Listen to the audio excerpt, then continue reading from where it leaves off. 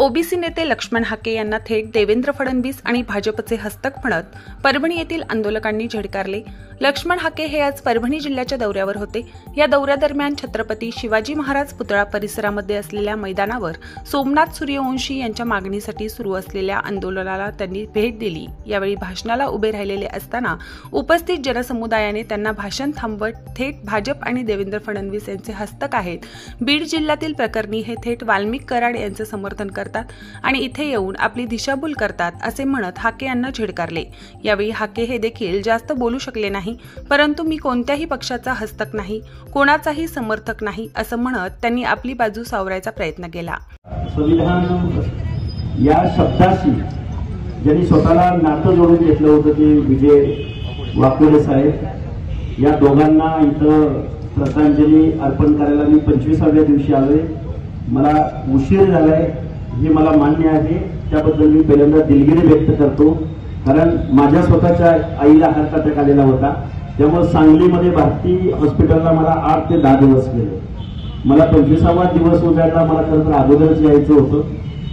विषय असा आहे की सोमनाथ सूर्यवंशी यांच्या आईला आणि त्यांच्या बंधूंची ज्यावेळी भेट घेतली त्यावेळी अंगावर शहारे निर्माण झाले। एका तरुणाची, एका उभरत्या तरुणाची डेथ आणि एका आयुष्यभर चळवळ लढलेल्या एका आपल्या नेत्याची डेथ, म्हणजे 2 माणसं, आपल्या 2 चळवळीतली माणसं, बोलती चालती माणसं, समाजासाठी काम करणारी माणसं आणि विशेष करून संविधान डोळ्यासमोर ठेवून जी काही घटना घडली दुर्दैवी, त्या घटनेला डोळ्यासमोर ठेवून काम करणारी माणसं आज आपल्यातून निघून गेलेली आहेत। त्यांच्या प्रती मी पहिल्यांदा श्रद्धांजली अर्पण करतो आणि सोमनाथ सूर्यवंशी यांच्या हत्येला जबाबदार असलेले जे कोणी वर्दीमध्ये अधिकारी आहेत त्या अधिकाऱ्यांवरती सदोष मनुष्यवधाचा गुन्हा दाखल व्हावा असं एक आंदोलक म्हणून, कार्यकर्ता म्हणून, मी कुठला आमदार खासदार वगैरे नाही किंवा कुठल्या पक्षाचा पदाधिकारी नाही, पण एक चळवळीमधला कार्यकर्ता म्हणून मी तुमच्या समोर असं मनोगत व्यक्त करेन की त्या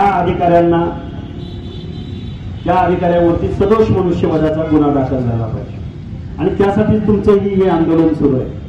आणि या महाराष्ट्राचे मुख्यमंत्री महोदय यांनाही माझी विनंती असेल की सोमनाथ सूर्यवंशी असतील किंवा वाकोडे साहेब असतील, त्यांना आर्थिक मदत करून एवढ्यावर हा विषय संपणार नाही, तर अशा घटना पुन्हा घडू नये यासाठी पोलीस प्रशासनामधल्या ज्या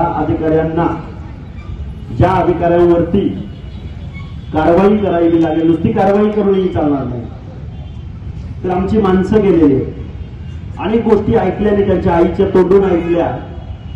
खऱ्या अर्थानं सोमनाथ सूर्यवंशी हा विजयंती प्रवर्गातला, भटकळीमुक्त प्रवर्गामधला काबाड कष्ट करणारा, हा एक लॉचा अभ्यास करणारा माणूस, कार्यकर्ता, तरुण कार्यकर्ता आज आपल्यातून गेलेला आहे। तर त्या कार्यकर्त्याची डेथ झाल्यानंतर पोलीस प्रशासनाकडून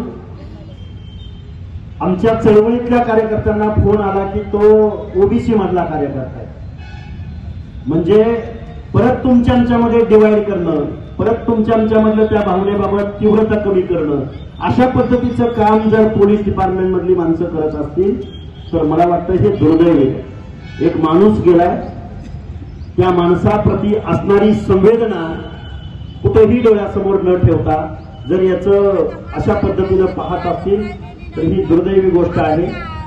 आणि मी या तुमच्या आंदोलनाला इथं सपोर्ट करायला आलोय आणि सपोर्ट करत असताना माझी इथल्या सर्व चळवळीमधल्या कार्यकर्त्यांना विनंती आहे, तुम्ही आम्ही एक असलं पाहिजे, आपल्या संविधानाप्रती एक असलं पाहिजे। आज रोजी ज्या काही घटना या महाराष्ट्रामध्ये, या देशामध्ये घडतायत त्याप्रती तुमच्याची एकी असली पाहिजे। आज तुम्ही सगळेजण 25 दिवस इथं धरणे आंदोलन करताय।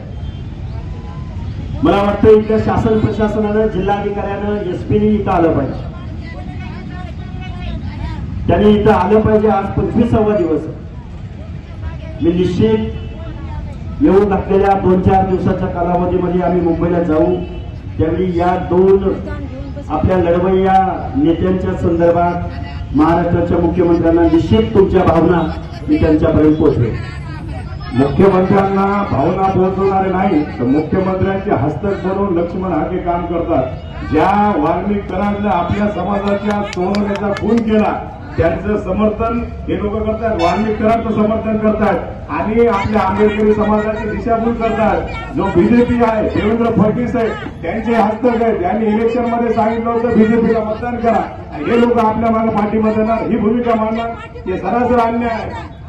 ऐकून घ्या सगळ्यांनी ऐकून घ्या, 2 मिनिटं ऐकून घ्या सगळ्यांनी ऐकून घ्या 2 मिनिट बरं आहे, ऐकून घ्या 2 मिनिटं ऐकून घ्या। मुळात लक्ष्मण हाके साहेब 2 मिनिट थांबा, बसा खाली, बसा सगळ्यांनी। तरी लक्ष्मण हाके साहेब गेले नसेल, काही तुमचे आरोप असतील तरी आज ते तुम्हाला भेटायला आलेले आहेत। 2 मिनिट बसा, मीच बोलतो ऐका बसा 2 मिनिट, बसा 2 मिनिट, बसा 2 मिनिट, बसा शांत बसा, मला बोलू द्या। मी जरा बोलतो व्यवस्थित, तुमचं मत मांडतो, तुमचंच मत मांडतो बाबा, तुमचं मत मांडतो ना, ते चळवळीतले कार्यकर्ते तुमचं मत मांडतोय मी स्वतः इथं बसलेलो नाही, त्यांच्या मांडीला मांडी लावून ध्यानात ठेवा।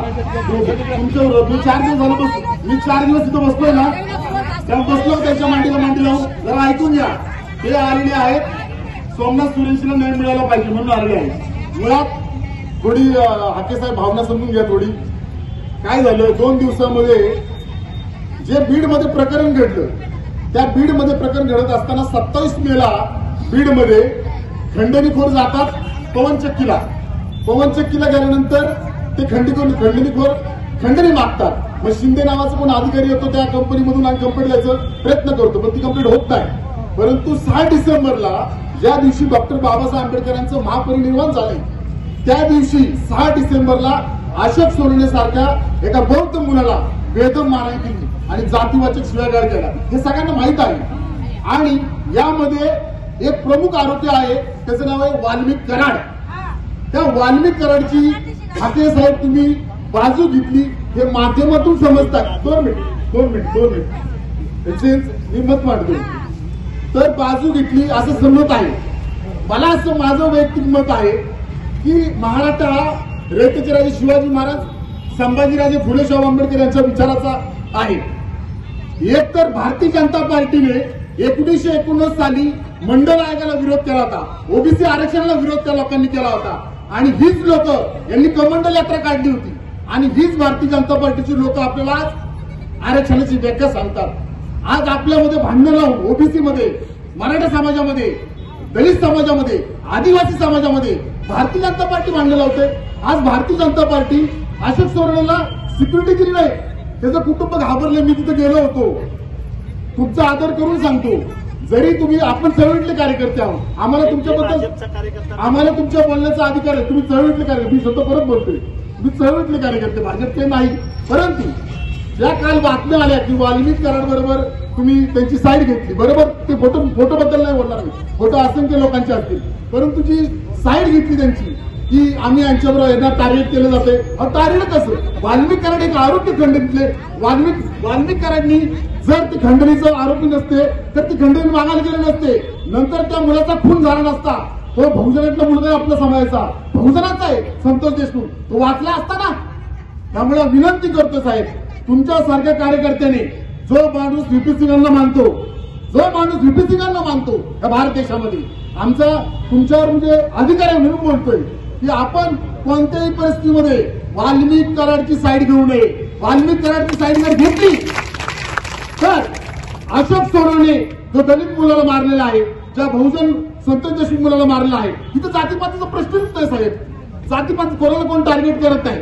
मुळात तो कोणताही व्यक्ती जर असं निर्गुणपणे संतोष देशमुखला मारत असेल तर तुम्ही उलट आवाज उठवला पाहिजे। तुम्ही म्हणलं पाहिजे की मी आंदोलनामध्ये येणार, स्वतः मी कार्यकर्ता जरी दलित समाजाचं नेतृत्व करत असेल तर मी स्वतः त्याच्या कुटुंबाला, देशमुखाच्या कुटुंबाला जाऊन भेट घेतली आणि मी सांगितलं मी तुमच्या बरोबर भावाप्रमाणे आहे। हा जातीपातीचा विषय साहेब नाही। त्यामुळे विनंती करतोय, यापुढे वाल्मिक कराडची आपण बाजू घेऊ नये आणि महाराष्ट्राला आपण दाखवून द्यावं, आणि जर घेतली तर आम्ही तुमच्याबरोबर नाही, आणि जर नाही घेतली वाल्मिक कराडची बाजू तर आम्ही सर्व समाज तुमच्याबरोबर आहोत। मी प्रतिनिधी रियाज कुरेशीसह मी अबोली जोशी, DLP न्यूज, परभणी.